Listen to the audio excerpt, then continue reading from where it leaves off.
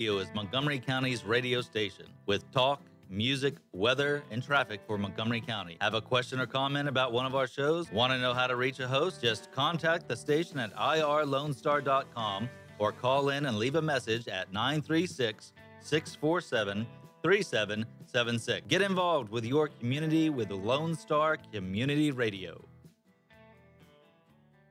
You are listening to Lone Star Community Radio on 104.5 KCZW and 106.1 KZCC Conroe and worldwide on the irlonestar.com.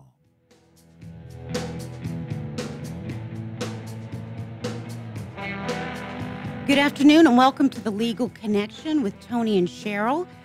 Toni, Lynn Collins, and Cheryl Ellsworth Jahani. We are two Texas licensed attorneys, and we are here every Tuesday on 104.5 and 106.1. And you can watch us live on Facebook, answering your legal questions, helping you through any kind of legal situation that you may find yourself in. And we do this as a community service for our listeners. We know we have a lot of you, and we really appreciate you listening. We are excited today because we have a special guest. His name is Stephen Gordon, and he's the national president of Lemonade Day. Stephen Gordon, he's an executive with a proven history in nonprofit, entrepreneurial, and corporate endeavors, and long recognized as a thought leader. I like that, Stephen. Long recognized as a thought leader. He embodies the entrepreneurial spirit and always had the bug for work. And, you know, you and I were talking a little bit before the show about Lemonade Day, and your goal is to internationally empower kids and give them maybe a bug for work and help them understand the structure of it and how to accomplish that. So can you give us a little bit of introduction to what Lemonade Day is? Oh, well, first of all, Cheryl, thank you for having me here today. It's we're glad you're here. Yeah, this is a really important juncture in our country's economy and history as we enter into a new time and place for our workforce. So Lemonade Day started 11 years ago in Houston in 2007 as an idea founded by entrepreneur Michael Holthouse and his wife Lisa. It was born around the idea that their daughter, who wanted a turtle, would need to earn her own money to purchase that turtle.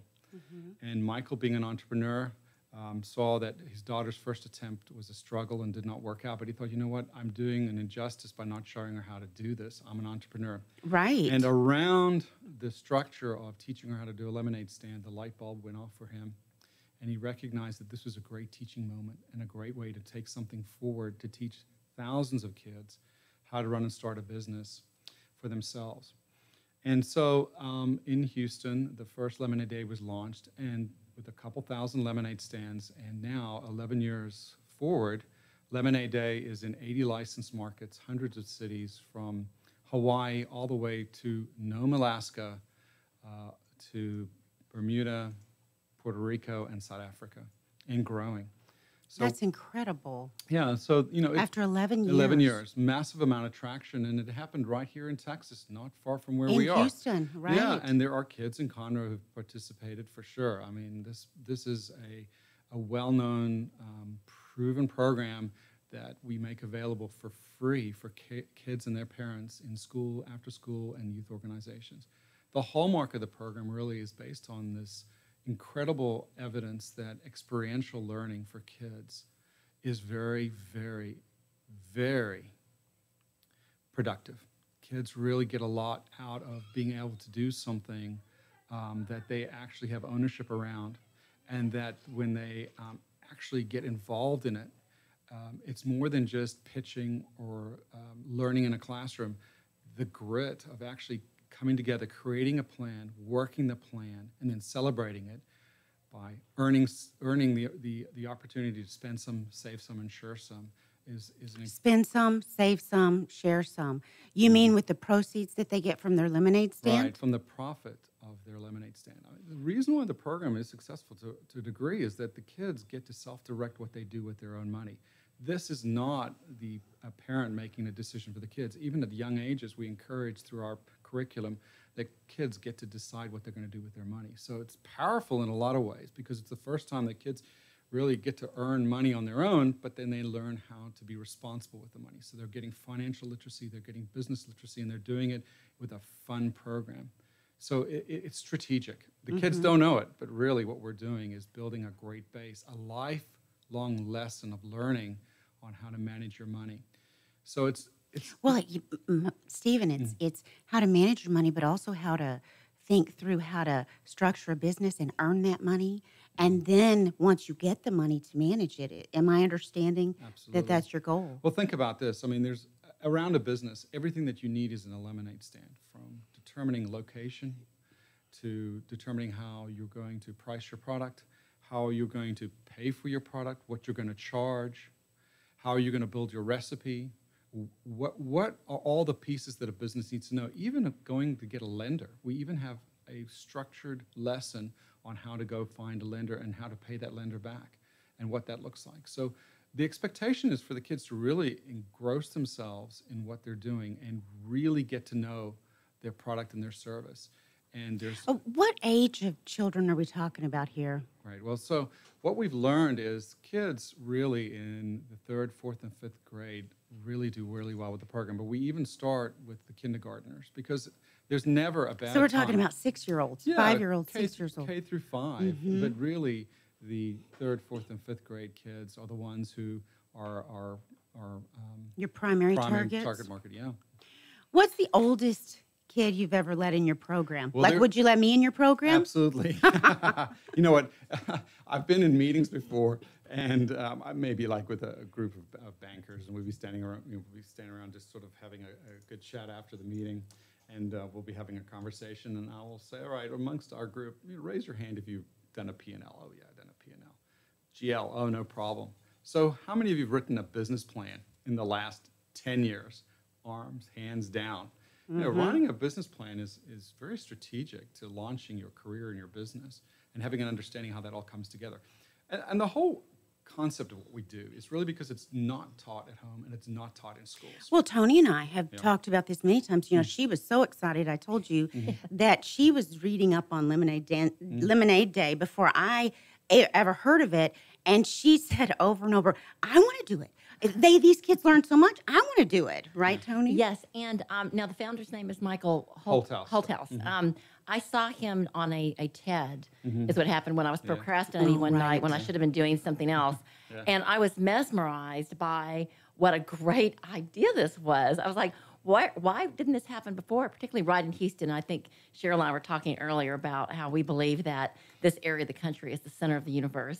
No, I said I thought it could be Dallas because that's where I'm from. Well, no, I agree. We just I live watched here. a movie. It was unplanned. We found out the girl that wrote the book was an Aggie. Of course, my husband's an Aggie. And then, but when I was reading about his background and how he helped his daughter along, I was like, I want to do that. I mean, I immediately like Michael Holthouse's background? Right, his background. When he did the TED, I was like, wow, this guy's such a down-to-earth guy. And this idea just grabbed me. And I was like, why didn't I think of that? This is amazing. And but how much it helps that it would help kids. And I know it already has. Oh, yeah. And I was thinking about my own kids that I wish that they had had that Me too. opportunity. I mean, I remember when I was a kid, we all have our stories about what we did to try to make money when we were kids. Oh, yeah. So desperate. Selling our toys to our parents was the number one thing. Well, no, my parents were, maybe they were a little bit My like kids the were always Holthouses. trying to sell their toys to me. My kids, and then my parents give would it back. give me anything. It was like, you're going to make it on your own. I was like,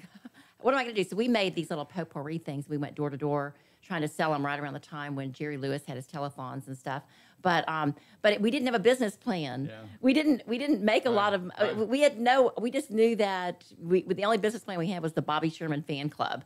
It was like, okay, so this is not a business plan. And so Bobby it fell Sherman apart. fan club. But, Oh Lord. Yeah, and I was like, believe it or not, I wanted to be like the president, but I was younger, so the mean girls kind of booted me out. But anyway, that being said, the business plan of Lemonade Day, the whole concept of making that, kind of dumbing it down so that it could be understandable Or simplifying it. Yeah, but right. the thing is that it's such a good plan from what I read that really it would be good for adults anybody should be using this. No doubt about it. I think we know the knock-on effect is on the families as well. I mean, if you could imagine, and I'm painting a picture for you because we tell this through a story, but I know firsthand seeing kids come in, taking the workbooks home, and coming and sitting at the kitchen table and opening up the book with their parents who are working paycheck to paycheck, but have a great idea for business and been saving up their money, but have no idea that there's a way to create a plan. But first off, you got to set your goal.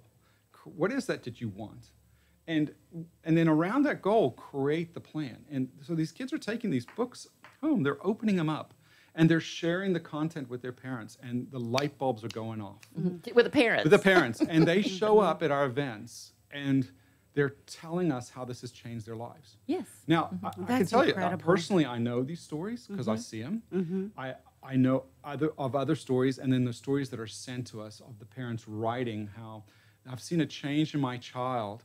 You know, they have so much confidence, their schoolwork. And for my family and we didn't know that we could start a business. We always had the asset, but we didn't know how to apply it or what to do with it. Right. So, little mini UT grad program, to be is basically what it is. Well, absolutely. And I think what we're finding now is that working with Bauer School in Houston and Rice University with their master's program, the students that are coming out of those programs are finding profound ways to apply what they've learned. So they're learning in the classroom, but they've never really applied it in this kind of a way. And they themselves are telling us that, I have learned all of this, but I've never been able to apply it, and I'm applying it as a student. These are students that are in college? Right now, in college. Wow. And they're helping mentor kids. Oh, okay. So they learn it, and then they go mentor kids? Yes. Okay. So they're actively in schools and great. working with kids. They're helping us with registration. They're doing a lot of things. Actually, our program is hosted in the license format that we have by universities like George Washington University, Baylor, University of Southern California, University of Ohio just joined. So there are many universities that do the program in their communities. It's a great bridge to the community. I love that it's exactly the way you should set up it takes all of the scariness out of setting up a business program. Absolutely. And so the students, not only are they doing a great job of mentoring, but they're also having to set up the program within the university. They're learning. Right. So they're having to market. They're having to go find business owners who participate. They've got to work out transportation. They've got to... No, it covers everything. So multi-levels, this program has affected kids, parents, communities, college students, grandparents. So it's very powerful. And you kind of look at it, it's just a lemonade stand, but it's more than just a lemonade stand. And so as we are growing our program, we're now looking to see, can we jump cultural divide? Where does this work? Where else can it work? And how many people can we get involved? And so I'm on this mission to make a movement. And around this movement now is this whole thing going on with these legislatures across the states. And, started with Utah, which was really a 3-line passage that created this bill that allowed lemonade stands to operate in Utah without any permitting. And then Colorado, and now Texas, and New Jersey's following. So, this is a recognition that kids really need to be able to do their businesses. Yes. And, I really want to talk to you about the legislation. I read something that your House bill, I think it's House Bill 234. Correct. Was one of the best House bills ever written or something. But before we get into that, I remember something years ago about how kids can't even have lemonade stands anymore. Yeah. Do you remember there was some sort of a... Yeah, there was a little bit of a brouhaha. So this was in 2015, actually in Overton, Texas is where it happened. So really what happened was some kids had some lemonade and some popcorn, and they were in their front yard, and they were trying to raise money to go to a water park. So their father could take them to water park. I mean, fun. $30 or something. So there's a goal. It's expensive. They had a goal. This is what we want, and we're going to go sell enough lemonade to buy the tickets. Okay. So they get shut down by the police. But basically, the police said, you need a permit. And how old were these kids? So these kids were young. I mean, they're probably 8, 9, or 10. I don't know the exact age, but from what I understand, really young. Okay. I mean, very young. They were supervised, you know. So, you know, so it's a pop-up business that attracted some attention. And, you know, it was just a passing police officer. Nobody called him. He was just passing by. He just stopped and said, hey, kids, you'll need a permit to sell the lemon. Did you hear about this? No. Yeah. Listen. And really, it's outrageous, right? Yes. Yeah. But understand this. There's a little bit of nuances going on what happened. So it's really about the sweeping law that came through. It was called the Texas Food Establishment Rules. And it was developed by the Department of State Health Services here. And maybe in the 60s, we believe, is what happened. And these rules were to prohibit certain foods that were made out of the home that could make people sick, potentially. Okay. It was an administrative rule. Okay, so we got to be very clear on this. Nobody is going to be dumb enough to create a law, let's say, that's going to come out of our House or Senate. It was an administrative rule created by bureaucrats who didn't really understand what they were doing and what the knock-on effect was going to be. So what was the purpose? So really it was to restrict certain foods that could make you ill. Yeah, but was that really the purpose? Well, I mean, who would come up with that? You know, there was Somebody got sick from a tamale or something? No, because we have no evidence of anything like that happening. You're kidding. Right. So, so this was really why it's considered to be illegal. It's an administrative rule. It's not a law. Okay, so we've been chugging along with this for a while. And so in around 2009, a bunch of bakers came together, and they approached their legislators demanding a legal vehicle for starting small baking businesses out of their homes. Okay, so now we start seeing cottage law starting to emerge. And we know that cottage law is actually a good thing. Right. Because it does allow people to create businesses. Well, when there's a grassroots need, then you start getting these cottage laws because people want to do so-and-so. Well, I mean, that's what America was based on. Right. You know, free enterprise. So. Yeah. And this was Dan Geddes. I don't know if you remember him from 2009. I do remember him, So Dan was the one who started going. But you know what? Unfortunately, it kind of got killed. And it was actually Harris County's health department that killed it. All right. So, Toni, this is the center of the universe. We are. But let me ask this. Where's Overton? Overton's close to Tyler. Okay. Fairly close to Tyler. Okay. So North Texas. Okay. All right. So this baker's cottage law got killed. Right. So and why? Do you know why? You know, it had something to do with something behind the scenes. That's all we know. I'm sure it was something about kids, anybody that's competitive, not wanting, having that roadblock from some other competitor coming in. Oh, right. Possibly. And, you know, but I'll tell you, though, it was sort of those kind of moments that kind of kicked off the idea that there was some issues with personal freedom and entrepreneurship. Right. Okay. So this kind of started it all. In 2013, an expanded cottage food bill was filed. And what happened was they included more foods than just baked goods and jams and jellies. They included candy, popcorn, vinegar, dry mixes, and more. The bill passed, and almost unanimous consent and became law September 1st of 2013. So you take these two bills. You've got the Texas Cottage Food Law, and you put that together with the Texas Food Establishment Rule, and you sort of have an umbrella of a law. Okay. And basically, as long as the food you're making is, one, on the list of allowed foods, and two, does not require refrigeration to keep from spoiling, then the food is something you are allowed to make at home and sell in the proper location with the proper labeling. Interesting. Now, where's that list? So you can go online, and you can find it under the Texas Food Establishment Rules. Okay. So there is a list of things you can and can't have. Okay. So guess what you can't have? Lemonade. Right, because it's a fruit juice. Oh no! But it's one of those fruit juices that has acid in it that kills everything. Yeah. Well, absolutely. So citric. But honestly, and interestingly, so the Texas Department of State Health Services issued a sort of like an update, a clarification. They called it a regulatory clarification. Okay. And this is sort of a deep buried kind of, I had to dig to find this. And it was just one of the things that I was working on because I was approached by a representative in Colorado who wanted to create a bill. And she thought Texas was a good place to go.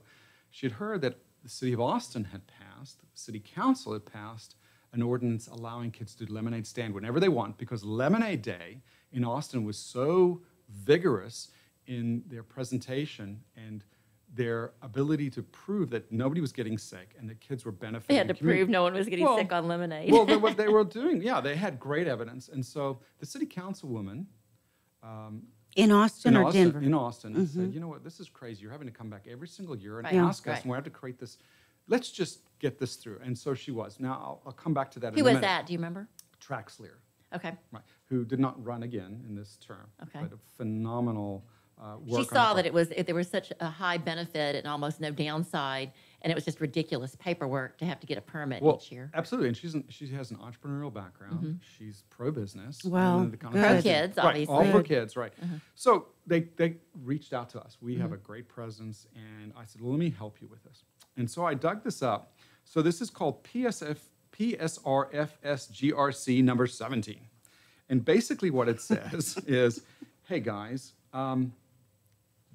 lemonade stands don't pose a credible health risk.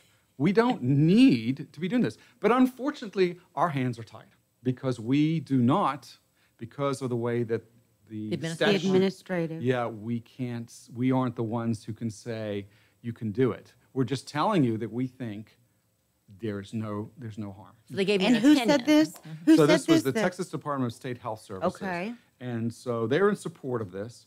And so obviously you've got the Texas State Health Services saying it's not an issue. Okay, so we're beyond the fact that there are any health issues, okay, because that's not an issue. So if that was an issue, we've got pretty strong evidence. In fact, we know that even Forbes did a study to date, and they claim, and this is Forbes 2014, there have not been a single report of foodborne illness regarding a cottage food product since 2014. And that's everything. That's not everything, just lemonade. right? So I think we can That's say surprising, actually. So I safely say let's take that off the table.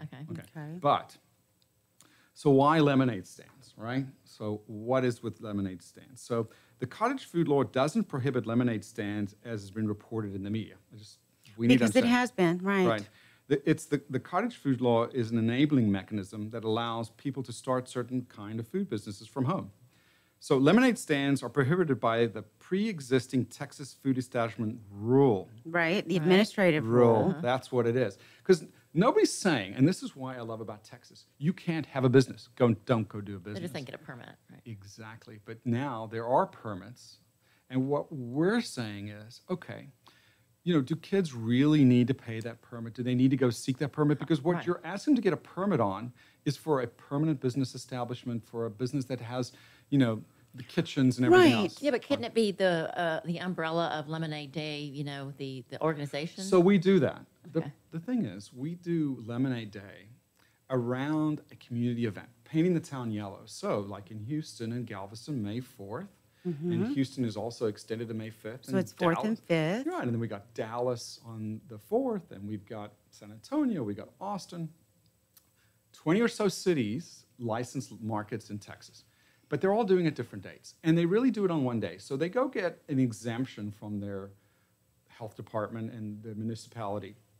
And they make it a couple days around it. Because we want all the kids to come out at the same time so the community can support them. So what happens outside of these dates? Why can't kids go out onto the square, come right out here at Conroe, come out to this beautiful square. And it's happening anyway. They're just, and let them set up with permission of the business owner, not blocking a right-of-way, which is owned by the city, and let them get the taste of entrepreneurship. Let them feel the power of owning their business. And what happened? And There's no reason for that. Because right now, without a permit. Well, you've got to get a permit. So what we're saying is, let's get these kids do their businesses without a permit. Let them have that opportunity, and let's lower the barrier here so that they can do the business. And so where are you at on that? So where we are. Thank you very much for asking. Before you ask that, can I ask this just for our listeners? Yeah. How long does it take? What is the steps to getting a permit? How cumbersome is that? Well, it depends on the municipality. It's really about, let's just say that some don't even allow it. So like Tyler, you can't even do it. Okay, period. it's impossible. Okay, I've got to ask why. That's ridiculous. Well, that's a good question for them. Tyler, I mean, of all places. Why Tyler? Well, I Why? bring up Tyler, I don't know, because we know that we've tried to start Lemonade Day in Tyler and it didn't happen. But I can tell you about states where you can't even do it. Where is Earl Campbell when you need him? Oh, right. We do. I used to be an Earl cheerleader. I'm going to get with Earl. Earl has got to step in here and get Tyler straightened out. That's ridiculous. I would think that would be a phenomenal place for us to start. But I need people like the Yellow Rose. Yeah, yes. I mean, that is somebody. I mean, that's why I'm so excited, because you see, I see this as an opportunity. Yes. I don't see this as an issue. This is an opportunity. This is ridiculous. You even have to get a permit for a lemonade stand. I know, all of us Toni. did something like that when we were a kid. But you know what? It's talking about lemonade stands and kids doing businesses, and that's what excites me. You know what it's doing? It's teaching people to get around and break the law, because they're going to do it anyway, or at least I would. Right. I'd be telling my kids, that's ridiculous. You need a permit for one day. Let them come talk to me about it, and of course they'd probably lock me up. But. Well, they will probably tell you to take it down and move on. But you know what? If you were at a regular, and I think this kind of like trickles into the conversation that I've had with a lot of folks, is that, we're starting with lemonade stands. There are other businesses that need the same kind of help. Yes. I think right. this exertion of these rules that are so cumbersome that businesses have a hard time starting. What you had said earlier in the show was exactly right. You have to have that ability to test it, to experiment, to go forward. And all songwriters have to start somewhere writing songs. I was watching the Country Music Awards, and I think Casey Musgrave was saying how she was challenged to write a song, but that wasn't what she normally did. But it's the same thing with lemonade stands and anything else that you start as a kid, because that's how champions are made. And that they're handcuffing the kids. This is absurd. I mean, I didn't realize it was that. Yeah. hard. So also what you said too is about businesses, how businesses and sole proprietorships and all of that. The process can be so cumbersome that it inhibits people that have talents to do things. Well, just some of the fees are a no starter.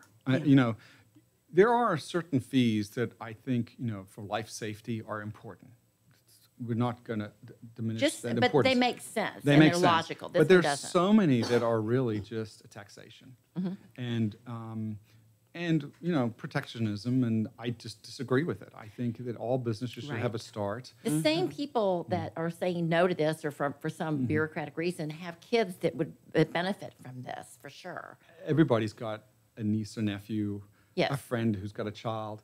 There's no reason why every single child shouldn't do this. And that is our mission, is to teach every single child entrepreneurship at some stage in their life. They may not become entrepreneurs, but they'll understand the process of how businesses survive, and they will be ready to enter the workforce. No, they're going to have this, I guess, floor plan or map of what to do forever. These are things you would never forget, and you're teaching them when they were still like sponges and they absorb it. Well, it's like riding a bicycle. Right. You can, generally speaking, get back on a bike right. at any age. But why wait till you're finish school to ride the bike? That's our point. Right, That's what I was thinking as you were talking. Absolutely. I mean, if you can participate, I invite you to come to one of our events. And we would love to do it. Come to a best tasting this coming weekend. Well, an application. Yeah, this weekend we've got multiple events going on, from best tasting to, we did a builder stand a couple weeks ago, and leading up to the big best tasting competition, which is going to be held at the Children's Museum in Houston. The idea is to get kids competitive, and even the kids that aren't competitive, they're learning some grit. They're learning about ideas. They're seeing what other kids are doing, and they're participating together. It's giving them that, it's taking the part that's so scary to get started away. It's the getting started and then going forward. And it's what people have to learn all their lives. It's like, just do it, like Nike says. Absolutely. All right, well, listen, guys, we're going to take a quick break. We are here with Stephen Gordon, the national president of Lemonade Day, talking about the event in Houston. It's going to be May 4th and 5th. In Galveston, it's May 4th. Is that correct, Stephen? That's correct. And so we're going to take a quick break, and when we come back, we're going to talk about the legislation that's going on in some different states. So we'll be right back.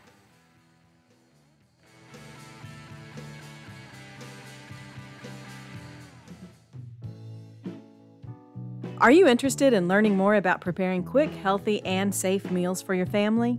Would you like to spend time with others learning tips and tricks, along with practicing and tasting nutritious food? If so, the On the Road to Healthy Living Mobile Cooking School is for you. Call Amy Ressler at Texas A&M AgriLife Extension Service at 936-539-7825 to find a class near you or volunteer to host a class.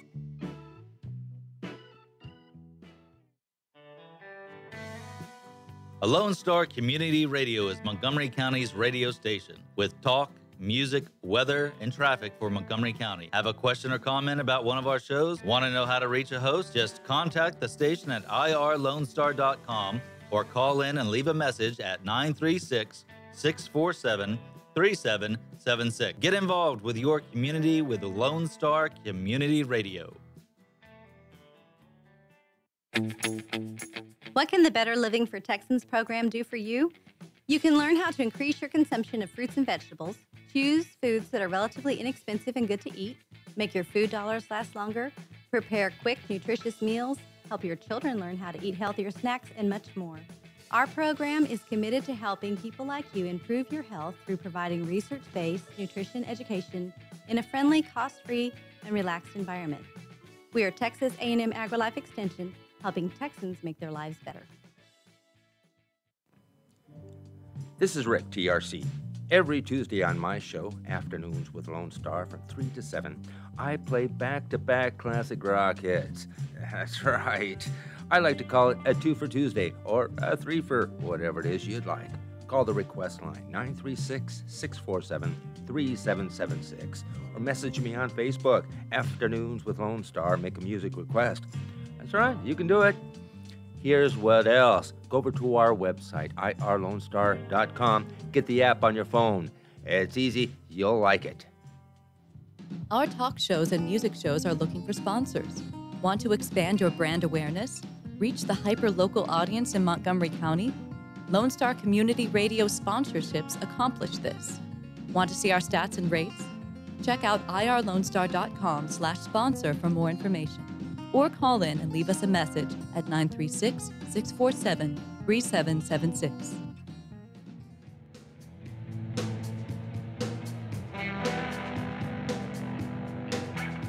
Welcome back to The Legal Connection with Toni and Cheryl. Today we are talking about Lemonade Day, and we have a special guest, Steve Gordon. He is the national president of Lemonade Day, and I want to get to these these bills that are in some houses in different states. But Stephen, I gave you a little bit of introduction, but I just want you to talk for a couple of minutes. I saw your background was entrepreneurial and architecture. Mm-hmm. You started your own lawn cutting service when you were 12. Yeah. Could you just give us a brief background about how you got involved in this effort? Right. And what area are you, like from Aggie land? Or are you like a burnt orange UT land? Or Well, neither of those, but I do come. I'll get there. But it has something to do with the old Southwest Conference. Okay. So I'd take you back to. Oh my gosh, I'm going to date myself. I was actually living with my family in South Africa. Okay. And things were very bad around the time of the main riots that were going on in South Africa. And so during apartheid? Apartheid, exactly. Uh-huh. This was the Soweto riots. My parents could not live under apartheid anymore. Mm-hmm. They recognized this was not a place to raise your children. This was not a place to have an opportunity. My dad was an entrepreneur. They needed to get out. Mm-hmm. So they got out very quickly. Wow. And we arrived in Dallas because my father... The center of the universe. He said, there's this great DFW airport that just opened. Right. If I'm going to start a business, I'm going to be in the middle of the country. And the people here are so nice. They are nice. And it kind of looks The people in Houston are really nice, They too. are, They're too. nicer. This is a great place to start a business. I mean, if you're going to look around the country. Mm-hmm. And he came with the idea that he was going to take on Ma Bell. AT&T at the time had just been broken up, right? Yeah. And he saw an opportunity to get into the telex business. I mean, now he was in the hardware business. And he's like completely changing. That was here. very brave. Very brave, giving up his friends, his family that were there, and packing your kids and landing on foreign shores. And he got a visa, which... Now, were you born in South Africa? I was born in South Africa. Okay. Yeah. So now I have to ask you, because we amazing. did a show on this, naturalized citizen? Yeah, I'm a naturalized citizen. Yes, Right. we came through a learn the very language. long... Oh, yeah. And English was my language, but my parents went through a very exhaustive legal process, which was very expensive, I can tell you. And So I understand the pressures of what we are facing now, but at the time we came, very quickly I recognized that we were running out of money. My parents weren't saying a lot, but I noticed that there was... How old were you? I was almost 12. Okay, so that's an age where you do understand. Oh, yeah. My dad went bankrupt when I was about 13, and it's traumatizing because you can't work. Well, I didn't understand what was going on, but I knew that he was pedaling as fast as he could to start his business. But we were with my mother, my father, my 2 siblings, and my grandmother in I think it was a 2 or 3 bedroom apartment, along with like the whole soccer team. They had a whole soccer team living there. Wow. They had the Dallas, whatever they were in the day. And there was another family that had come with us had 5 daughters. Now, we were eating in shifts because we didn't have enough utensils. Oh, and my gosh. there was only 2 cars to get everybody around. And he was a physician, finishing his boards, and my father. And I recognized I needed to do something. So I went downstairs to our apartment. There was an old gentleman who had a lawnmower stuck underneath the stairs. This is where we get the creative part of being an entrepreneur. And I said to him, hey, I noticed this thing's just sitting there. How about I cut your grass? He said, I love it. He's like, son, I don't know that you know this, but I don't own this place. You don't own it either. Right. But if you go down the street, there's some really nice big houses. And I bet you those people let you cut the grass. But you got to get that thing running first. I was pretty handy as a kid. Stripped it down, cleaned it, got it going. And with my grandmother, went down and we did flyers. Oh, wow. And handed out. And you didn't get in trouble for that? You would now? No, but first off, no phone, right? So we'd come back and see you. I didn't even know what to charge. Before you know it, I had lawn cutting jobs that turned into pool cleaning gigs. And then house painting. Yeah. And by the time I was in high school, I had these great jobs. That's and fantastic. I was making great money, and I was contributing. And you know what? That carried me forward because I had a mentor, my grandmother, my father, who was an incredible mentor as well. And things were amazing for me as a launching point. So what a I've great always, foundation. Well, I've had a job ever since I was 12. Wow. I worked through high school, I worked through college. And probably loved every minute of it. Oh, absolutely. And I wouldn't see it any other way. But Right. I had my parents, and I think, I know, there's a bit of that immigrant mentality of not being able to go back and no failure, right? Right. Kind of stayed with me. So when I came to Lemonade Day, I had taken a pretty incredible path. I was able to go to an incredible college. I went to SMU. Oh, good for you. Oh, okay. So, In Dallas. Mustangs, So I was a Mustang, yes, Southwest Conference. And so I was blessed with incredible education.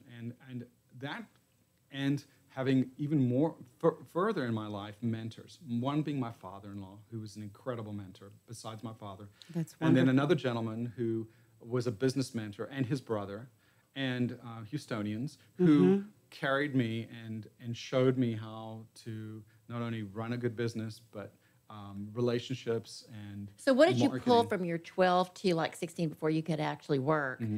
What experience did you pull into that to be able to go forward in your college years? Well, nobody's going to give you anything. You have to earn it yourself. Well, if we could learn that, if our children could learn that, they would be so far ahead. Well, the other thing I took was I was given a chance.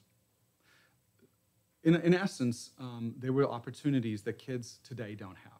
Yes. That's Going true. out and doing things today, there are certain things you have to be of a certain age because this is how the child labor laws have changed. You, for instance, you can't even work for a mechanic unless you're 18. Yeah. I mean, I was working, cleaning and fixing brakes on cars when I was in college and high school. That was a great gig.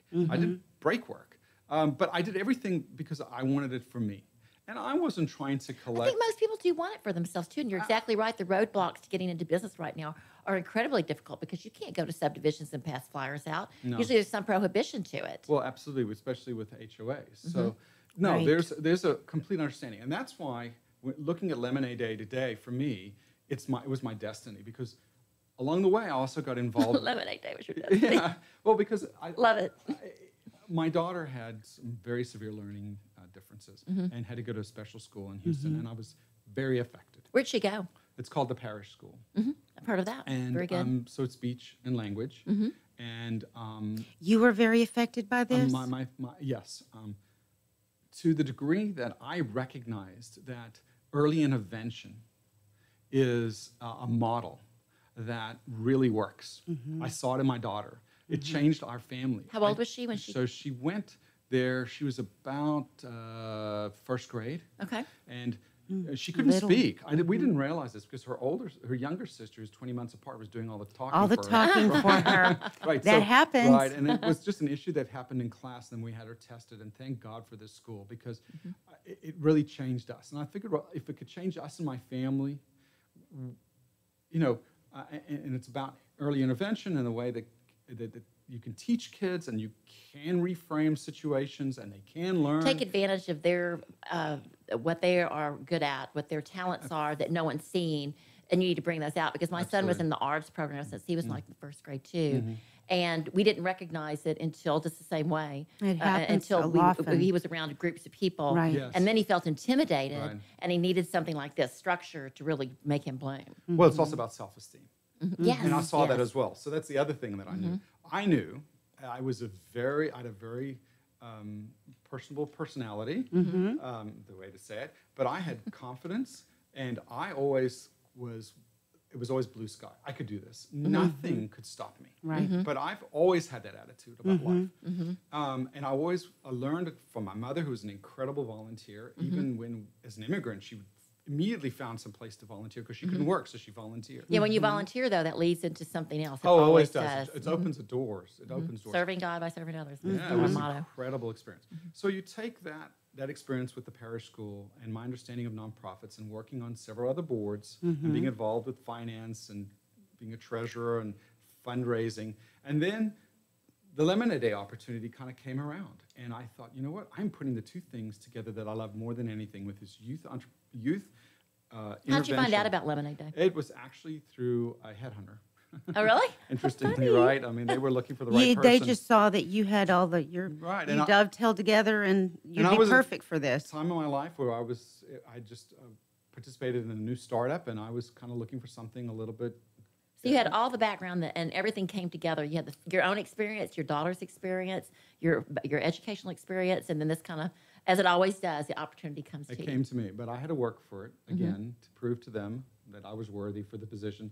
They were being very selective, and they needed to be. This is a very important movement. Yeah. And I would give a lot of credit to the board, the current board, and to the board chair who's done a phenomenal job. He is originally from Lubbock, unfortunately for the Texas Tech last night, but he is from Lubbock. And yes, we wanted to go in but it's Texan, it's that Texas spirit, and we're going to do this. And so I found it, and I truly say it is my destiny. I feel like I'm doing the work that needed to be done. I'm paying forward all the great opportunities that I have, and I want kids to understand that they you're giving back. I love it. Right, and they're going to have the opportunity. They just aren't going to find it the places that we may have found it back in the 70s and the 80s, but we're going to find places where they can do it now, and so we're going to provide safe places for them to do it. Which kind of leads us into Lemonade Day and how that works, and how do the kids apply, and where do they put their stands, and how do you help them do that? How does that all work? Yeah, so Lemonade Day is structured,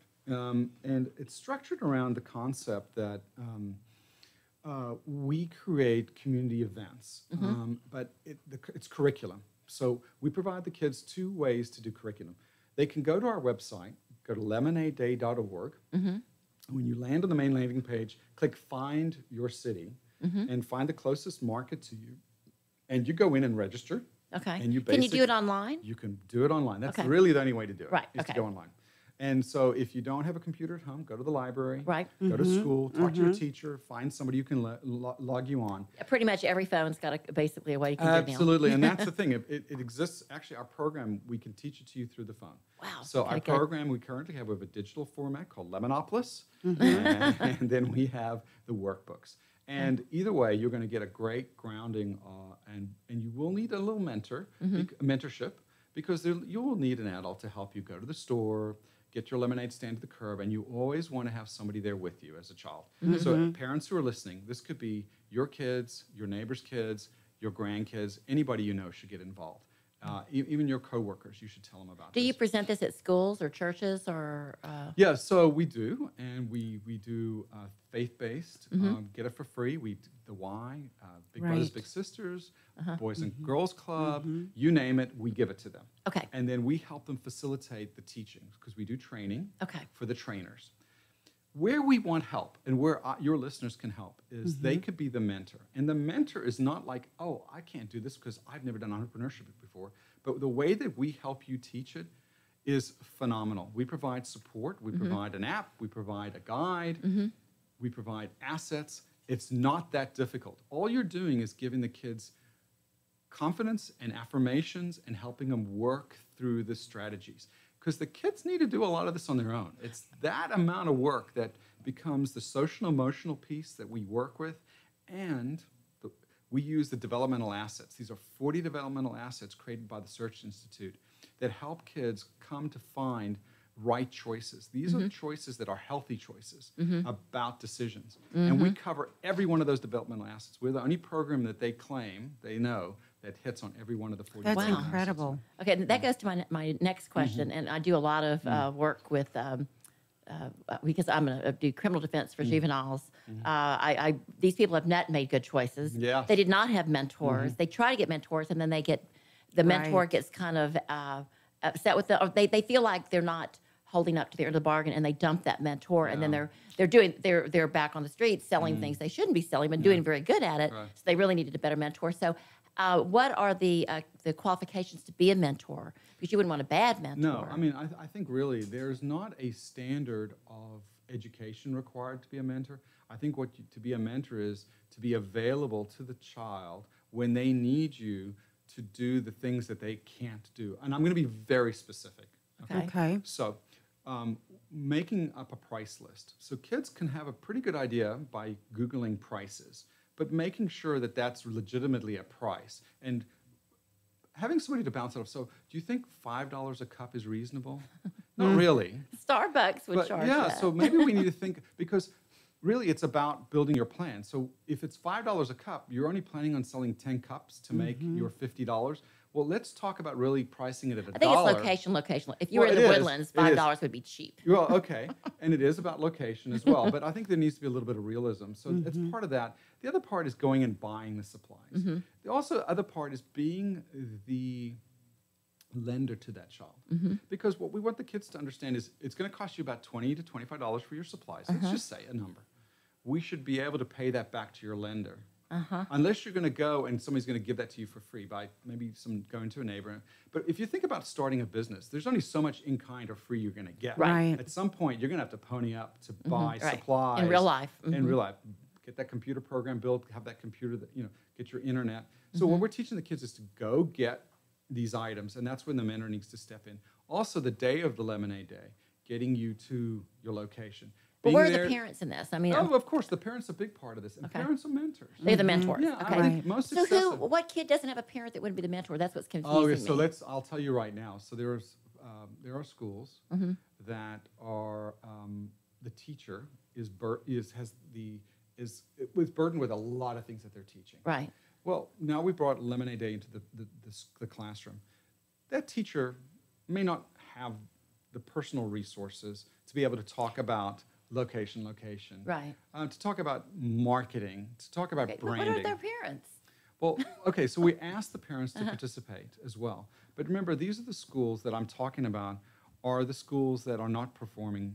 Are typically, okay. Yeah. So the parent may be the parent of 10 kids, or they're working 3 jobs, and they just don't have the resources. There's not a lot of resources. These are inner city schools. Okay. And so, I mean, these are the kids that need it the most. Yes. So we recognize that the parents aren't always going to be there because they've got jobs. Okay. They're out doing things that they're doing. Right. They're having to work. They can't come to school at 2 o'clock on a Tuesday. So what we're doing is we're going to our partners. We're going to Cadence Bank.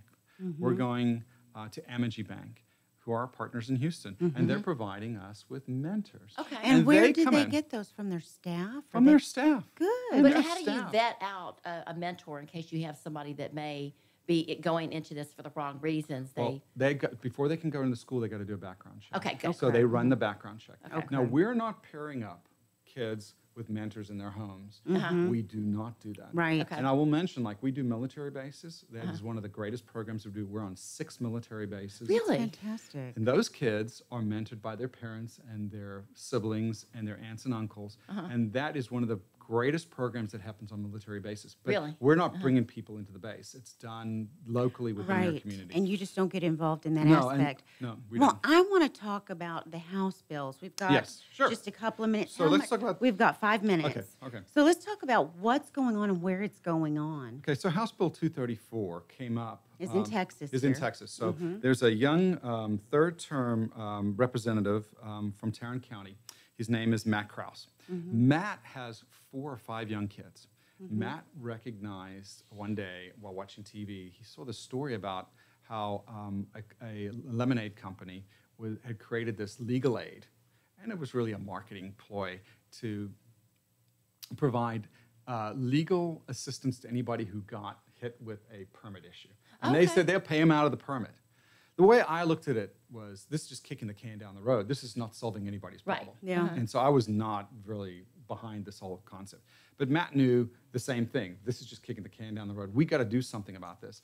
And then he saw and then, of course, Matt contacted me and our organization, Lemonade Day, to talk about, hey, you know what, if we bring up this bill, what could this look like? And we were like, oh, you've got to do this. So let's look and see what's happened in Utah, because that was the first state, which was really a 3-line sentence that squeaked through without anybody really making a big deal about it. But that was the first state that basically did put up something on the books that said... So let me ask you how they did that. They have a 3-line thing, and it's presented to their congressman, it's local, and he pushes it on to the House or wherever. So it depends, right? So in Texas, it starts with a House rep sponsoring the bill. They're going to sponsor this bill. And I mean, if you've got an idea, it could be anything, but let's just take this bill. And so Matt had this idea that, you know what, we need to allow kids to sell lemonade at their lemonade stand. Anytime they want. Right. Okay, all right. So we start out with a broad idea, okay? But of course, it's really broad, and he said, well, we'll make it in public spaces. And so he put in public spaces. So the way that it was originally written, well, I thought was a little bit limiting. Maybe we could increase the scope of what we were trying to do. But so Matt started us out, and so he then kind of, he will talk it up around with other reps in the House to see if there's general support.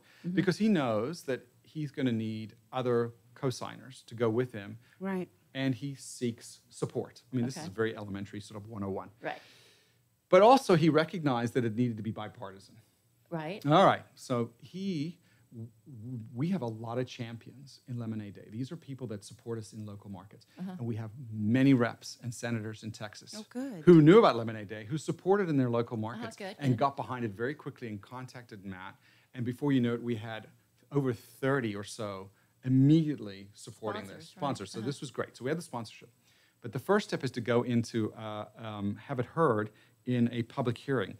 And so that you have to give testimony. So it went to State Affairs, was the first committee, which was in the House. Okay. And in the House, State Affairs, I brought in 3 Lemonade Day kids. Oh, good. Who did lemonade. And they crushed it. Forget about my testimony.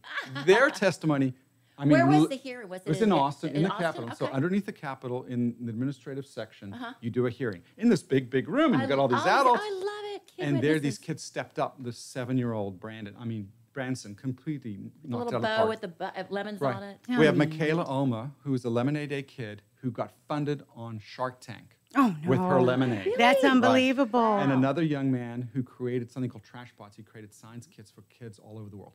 Kids got great testimony. Wow, those are great reps.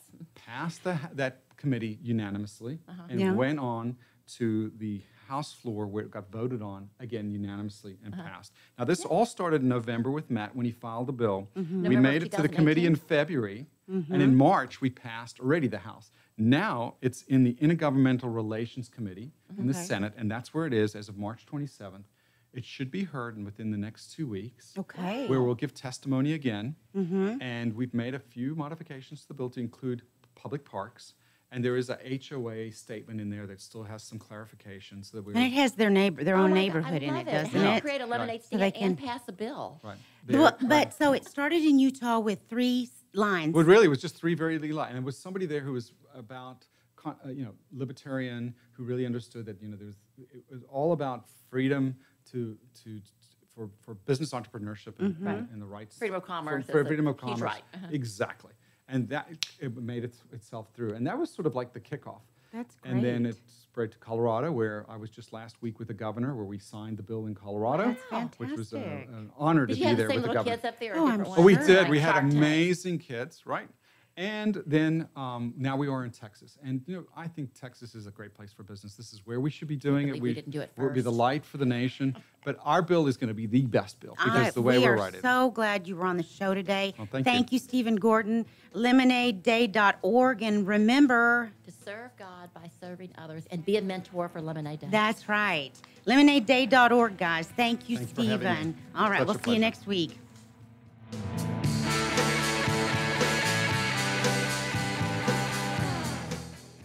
Thanks for checking out this show on Lone Star Community Radio, Montgomery County's community radio station. This show is owned and produced by Lone Star Community Radio and recorded live from the LSCR studios in downtown Conroe, Texas. For more information about the show, to be a guest, or to sponsor, just contact the studio at 936-647-3776 to leave a message, or email us at lscrstudios@gmail.com.